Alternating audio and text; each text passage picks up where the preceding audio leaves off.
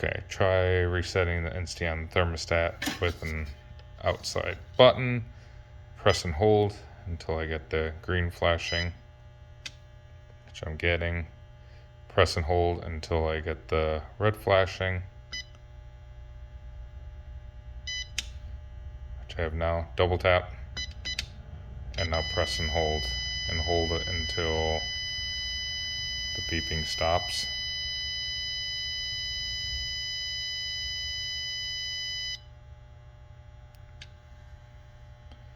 Release the set button.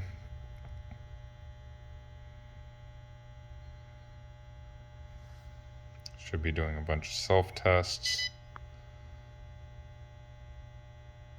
Then it should return to normal operation. Okay, well, it looks better because it reset the time and it's an off. And I'll try running it from here.